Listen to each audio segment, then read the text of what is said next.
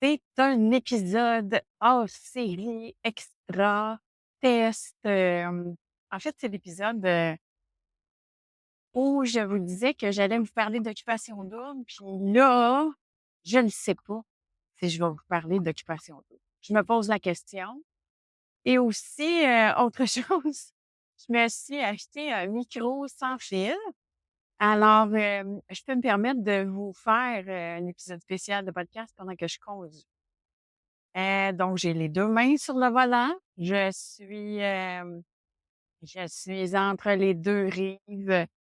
Honnêtement, là, groupe, là, pour ceux qui habitent au Québec, qui sont pas loin de Montréal, là, on peut-tu dire les vraies affaires, là? Les 2 450, là, ça se voisine plus, là. C'est terminé. Écoute, moi, tu sais, et ça te prend 2 heures de Brossard à Laval. Je veux dire, j'ai quasiment le temps de me rendre à Québec, là.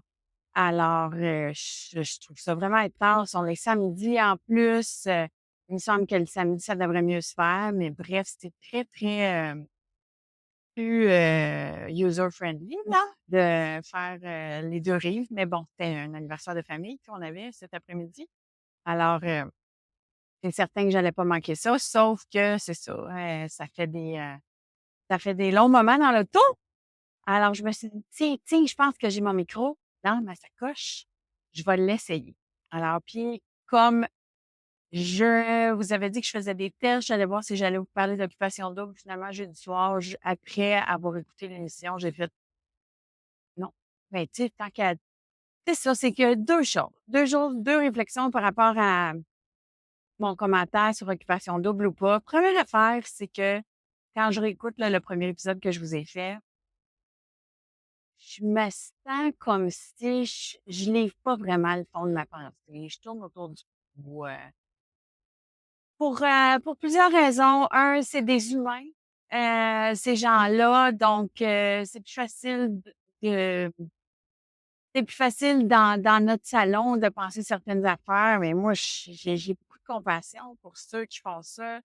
Puis je me dis, moi, j'aime les aider quand ils sortent de ces expériences-là ou j'aime les aider pendant qu'ils sont dans une, expérience de télé-réalité. Tu sais, j'ai fait de la consultation auprès d'une personne qui a fait une grosse télé-réalité, mais à l'extérieur du Québec. Mais tu sais, ça, j'aime ça. Je me sens utile quand je fais ça parce que je les aide à faire le pont entre les 2. Puis mais là, est-ce que j mais à cause de ça, à cause que, tu sais, ma cliente avait vécu des choses, tu sais, c'est énorme, là, l'impact que ça peut avoir, là, sur une personne d'être, famous du jour au lendemain, mais aussi d'être critiquée sur les réseaux sociaux, puis, et cetera, et cetera. Tu sais, je suis trop consciente de l'impact, je pense.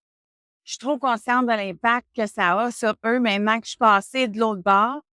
Fait que j'aime ça en regarder, j'aime ça réfléchir, un peu comme quand je vous ai parlé de Love Island ou quand je vous parle de c'est ça, tu sais, comment on gère la célébrité après ça. Plus à l'aise de vous parler de ça que d'être celle qui va parler des participants, puis qui va avoir certains commentaires qui, je le sais, tu sais, ont beaucoup d'impact sur eux autres. Fait que ça, c'est un de mes freins. Puis ça, je le dis, puis aussi, tu sais, c'est clair que j'essaie d'avoir de la compassion dans la vie. Fait que j'essaie de comprendre, tu sais, pourquoi telle personne fait telle fait que, tu sais, ce genre de commentaires-là, ça me tente pas de les faire. Fait que fait que je tourne autour du pot quand je les fais un peu, puis c'est ça. Fait que c'est pas super pour vous autres, tu sais? Fait que ça, c'est la première raison. Puis deuxième affaire aussi, là, ça lève pas. Euh, vous le savez, j'en mange de la télé-réalité amoureuse, que ce soit Love is Blind, que ce soit, j'en mange à défaut d'en vivre. Mais, donc, tu sais, Love is Blind, Love Island, j'écoute ça, UK ici, puis on s'entend, il y en a du rebondissement, il y a j'aime comment le storytelling est fait, tout ça. Là, j'ai de la misère. Puis je peux pas croire qu'il y a pas grand-chose qui se passe.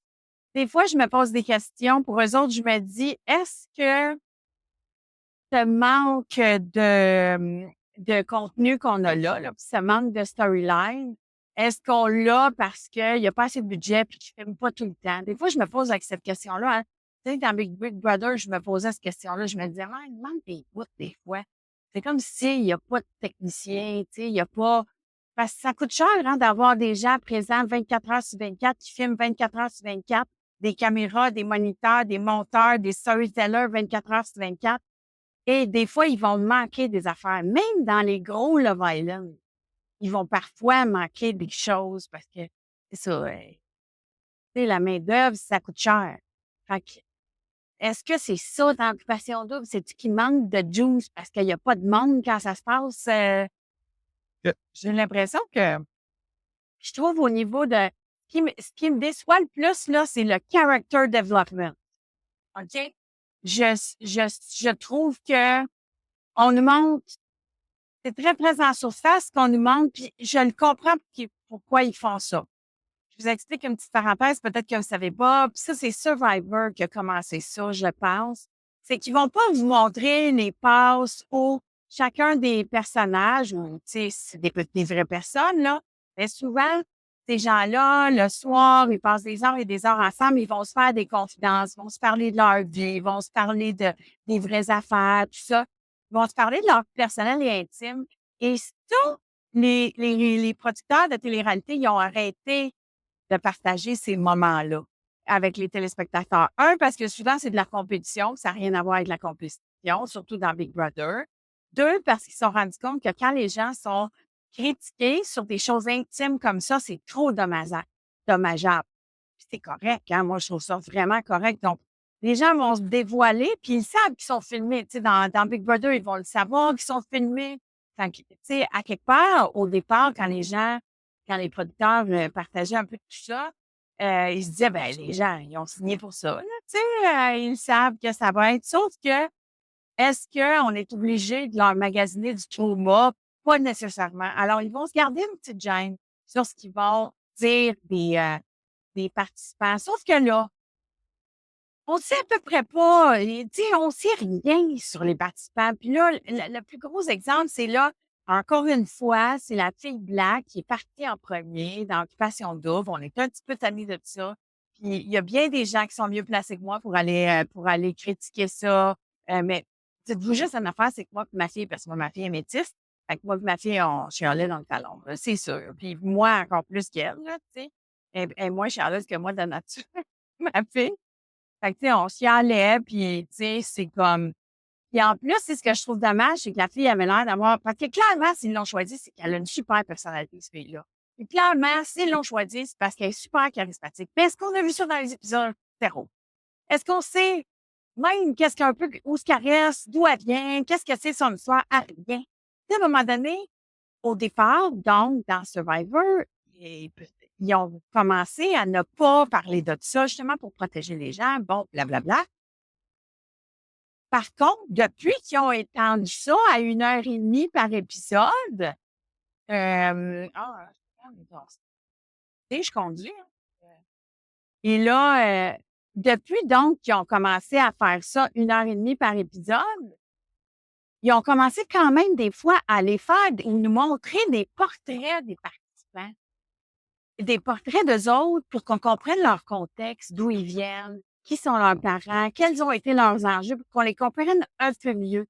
Surtout les personnages qui vont être un petit peu plus controversés. Donc, vous me comprenez quand je dis personnage. Alors, ils ont commencé à donner du contexte, leurs parents, d'où ils viennent, et c'est quoi les défis qu'ils ont traversés, tout ça. Vous allez me dire, ah, Janie, comme dans la The Voice, tu sais, ou comme dans America's Got Talent. Fait, oui, ça, mais aussi c'est parce que les moments où les gens vont le partager dans Survivor, ça, je sais une affaire, c'est que souvent, quand ils se partagent ça, il y a pas de caméraman. Oubliez pas, tu sais, dans le jungle, ils peuvent pas mettre des caméras 24 heures sur 24. Fait que les gens vont se faire des confidences souvent quand les caméras sont pas là. Alors, donc, ils ont commencé à mettre du contexte, puis c'est bien meilleur. Tu sais, il y a des limites à montrer juste le jeu, mais donnez-nous du contexte, montrez-nous c'est qui, faites-nous comprendre qu'est-ce qui fait que cette personne-là, vous l'avez choisie. Parce que sinon, là, au niveau du casting, je vous le dis tout de suite, l'Occupation Double, c'est plat.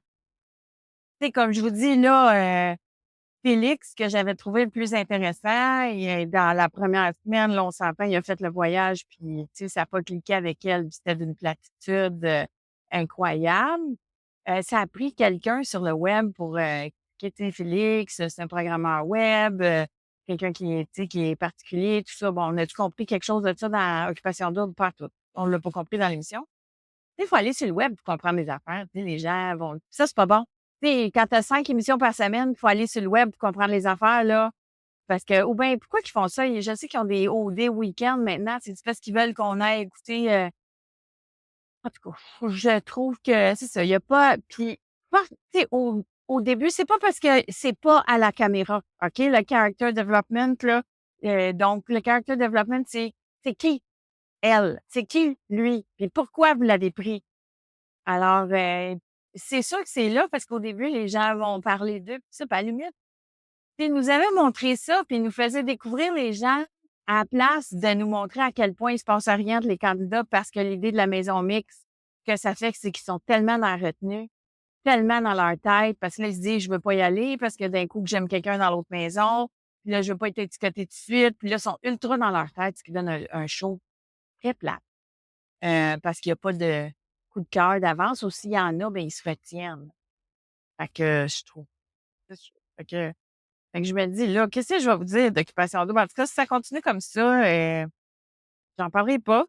Puis, ça fera pas partie je ferai pas d'épisodes spéciaux sur, Occupation Double, mais je vous l'explique aujourd'hui pourquoi je le ferai pas. Fait que c'est un épisode spécial pour vous dire pourquoi je ne parlerai pas d'Occupation Double, puis pourquoi, c'est ça, je pense pas que, je pense que peut-être, ça pourra arriver dans un épisode de J'ai une idée s'il se passe quelque chose, parce que je l'écoute quand même avec ma fille. On l'écoute, là.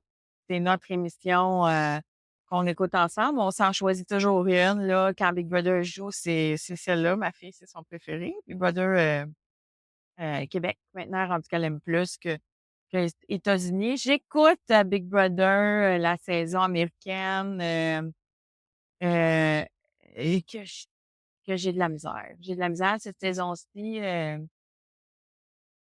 ça a l'air stagé. J'ai un feeling de ça. Je trouve que c'est ça, je trouve que ça commence. Tu sais, à un moment donné, il faut que les concepts évoluent. Pourquoi? Il faut que surprendre les participants. Parce que sinon, il y a de la manipulation du storyline. C'est plus vrai. Le côté vrai que j'aime, n'est plus là. Alors, je trouve que c'est ça, là. Big Brother, c'est US. Je l'ai écouté, là, mais beaucoup moins, j'ai beaucoup moins suivi assidûment que les autres saisons. Ce que j'aimais beaucoup de Big Brother US avant, c'est d'écouter ou de lire. Ce que je faisais, là, c'est que chaque matin, là, vous allez voir, là, c'est une confidence. Ça, c'est une confidence. Vous allez voir à quel point j'étais geek, là. OK? J'étais geek au point que chaque, été, parce que ça joue 3 mois, tu sais, Big Brother US. Chaque été, je trouvais quelqu'un qui fait le résumé des live feeds, OK? Ça, le live feed, c'est qui se passe vraiment dans la maison et là, il y a des caméras, puis dans le temps, tu pouvais t'abonner pour avoir accès, donc à 24 heures sur 24, qu'est-ce qui se passe dans la maison. Et là, il y a des gens donc qui résument ce qui se passe chaque jour. Et puis, après ça, donc je lisais le résumé chaque matin. Puis ça me du tu sais, c'est un résumé de 24 heures, fait que je le suivais, tu sais, fait que et ce que j'aimais voir, c'est qu'est-ce qui s'était passé dans la maison versus qu'est-ce qu'ils montraient à la télévision. Qu'est-ce qu'ils avaient choisi comme histoire? Qu'est-ce qu'ils avaient choisi comme storyline à montrer à la télévision? Puis qu'est-ce qu'ils montraient, puis qu'est-ce qu'ils montraient pas? Puis ce que j'aimais aussi, c'est de voir qui étaient les participants, mais quel était le storyline du participant qu'on nous montrait à la télévision, qui était souvent différent. Et souvent, là, on le voyait, tu sais, que les moins bons côtés, parfois, étaient effacés par la production. Les moins bons côtés étaient occultés carrément, des fois, par la production. D'autres fois, il y avait certaines, choses qui nous surprenaient parce que dans les live feeds, ça avait pas l'air si gros que ce qu'ils nous montraient à la télévision. Fait que, tu sais, c'était toujours l'angle du storytelling qui m'intéressait, puis de la production, là, parce que mon jupon de départ, c'est de là que je viens. Fait que, ça, je trouvais ça fascinant. Et là, cette année, c'est la première année que j'ai pas ça. J'ai pas ça, pourquoi? Parce qu'ils ont changé. vu qu'il y a eu plusieurs scandales là, dans les dernières années auprès des participants parce que vu- ceux qui écoutaient les live feeds, donc 24 heures sur 24, ils devenaient comme des espèces de police du participant. Donc, lui, il s'est pas lavé les mains après d'aller aux toilettes. Lui, il a pas dit ça. Lui, il a dit telle affaire. Et là, chaque mot était scruté. Puis, tu sais, il y avait des fois des commentaires à connotation raciste, des commentaires à connotation sexiste, des commentaires à connotation nomme-les, là. Et ça créait des scandales. Ça faisait qu'ils sont obligés de mettre dehors certains participants où il y avait de la... Et ça créait une grosse instabilité, je pense, de la part des producteurs puis de la production. Alors, cette année, pour la première fois, ils ont enlevé la possibilité à ceux qui ont les feeds 24 heures sur 24 de les enregistrer puis de rewinder. Alors, à moins de les écouter 24 sur 24 pour vrai, tu vas manquer des bouts. Et eux autres, ils veulent ça parce qu'ils veulent que le public en échappe un peu, là, parce que tu sais, c'est pas pour rien des participants pour ceux qui ont été harcelés puis tout ça, là. C'est une autre histoire, je vais pas embarquer là-dedans aussi. Mais donc, ils ont enlevé cette possibilité-là, puis ils ont aussi, ils se sont aussi donné le droit de couper des longs bouts. Alors, il y a de la censure. Donc, il y a beaucoup de censure. Il doit y avoir un délai, puis il doit y avoir de la censure. Fait que là, on n'a plus accès là, à ce vrai-là que j'aimais voir. Puis là, après ça, j'aimais voir ce que la prod. Fait que c'est très aseptisé. Fait qu'on a plus ce côté-là. Je l'ai plus. Fait que là, ça rend mon écoute plate. Un peu plus plate. Puis aussi, il y avait une YouTuber, pas une YouTubeuse, une TikTokeuse que je suivais qui, elle, l'écoutait. Manifestement, elle l'écoute presque 24 sur 24 pendant que ça joue. Mais c'est son gagne-pain, elle, puis parce qu'aux États-Unis, si tu fais des TikTok puis c'est très populaire, ben c'est payant. Mais là, elle a décidé de mettre ses résumés, puis elle mettait avant ses highlights, tout ça sur TikTok, c'était rapide, c'était cool, ça se faisait bien, mais elle a décidé de les mettre sur YouTube. Probablement parce que c'est plus payant, mais c'est plus long, puis c'est moins facile à suivre, puis à avoir un update. Fait qu'en tout cas, j'ai perdu mes 2 personnes là, qui me faisaient mes résumés, qui étaient pas longs, puis qui faisaient mon affaire aussi. Fait que là, en l'absence de ça fait que là, c'est ça. Fait que est-ce que je suis rendue plus difficile sur mes shows, réalité? Je pense pas. C'est la réalité des shows réalité qui change. Mais aussi, je pense qu'on est dû pour du 109. On est dû pour, tu sais, je pense qu'on est dû pour des concepts qui vont peut-être plus surprendre les gens, qui vont, je sais pas. C'est là, ça, c'est une question de production. Faut repenser ça un peu parce que c'est ça. Big Brother, les gens sont trop préparés. Selling Sunset. Ouais, c'est du contrôle. Puis, mais ça, c'est tellement que c'est intéressant. Après ça, Love is Blind, je m'essouffle. Je m'essouffle du concept parce que beaucoup des participants participent à Love is Blind juste pour le fame. Et ça paraît. Ils ne cherchent plus l'amour pour vrai. Alors ça paraît peut-être décevant. Alors, tu sais, c'est ça, là. Alors, à vos crayons, les concepteurs, puis ça prend des nouveaux concepts puis des gens qui sont pas uniquement là pour devenir, des influenceurs parce qu'on perd de cette réalité-là qu'on recherche. Alors voilà. Fait que voici pourquoi je ne vous parlerai pas d'Occupation Double. Fait que si vous êtes déçus, ben je m'excuse, mais à moins qu'il se passe quelque chose d'autre, là, je vous en parlerai pas.